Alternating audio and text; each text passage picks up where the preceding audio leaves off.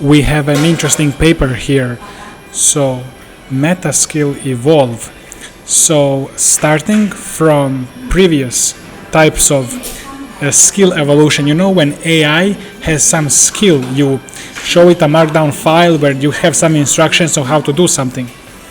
So previously you would have this skill, AI doing the skill, and then you may have some other skill or some other AI that's gonna look at how this task was done, any errors, and it may actually improve the skill by rewriting it. But this overarching architecture that's improving the skill always stays the same. So the idea of this paper is not only will this architecture improve the skill itself, but there is also a way to improve how this architecture it also evolves.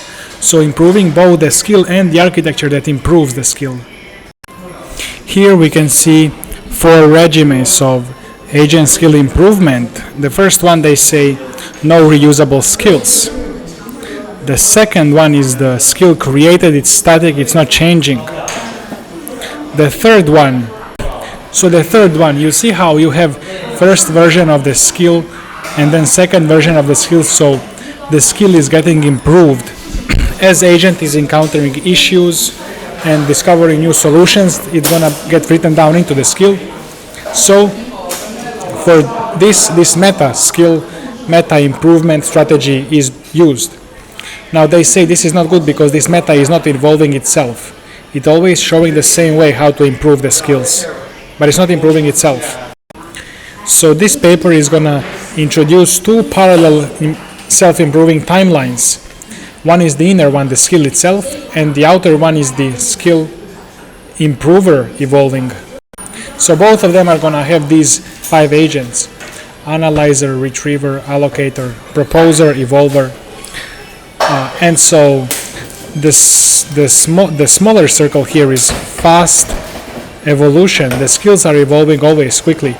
And then this outer circle is sometimes triggered to improve the evolution rules themselves.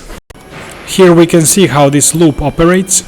So this outer slow loop has the task skill, has some markdown files that define how this meta skill operates with all of the rules, how the skill is improved, etc., and iteration history of the skill. So performance tags, trajectories of previous runs within the specific lineage. And then these 5 agents, which are going to, the first one, analyzer, it's going to diagnose the execution failure and generate specific error tag and text analysis. Retriever is going to then search for either inspirations, ideas, how to solve this problem that analyzer tagged, or maybe if it was previously solved or something. And then the other 3 agents are going to just manage and try to implement this, try to evolve this solution. And it's going to keep track of history of what's going on, of the evolutions, of the failure modes. So later these agents can search throughout history, check if some issue already occurred, if it was solved already, or if it tried some solution didn't work, so now it's going to try different solution, etc. So I think this is interesting way to do this. However, you see these harnesses are getting complex. I feel like the smarter models are getting, the less complex harnesses need to get. So this is why Fable GPT 5.6, I feel like as they are getting smarter, like we need to prompt less, they can do all of this by themselves, evolve the skills and everything.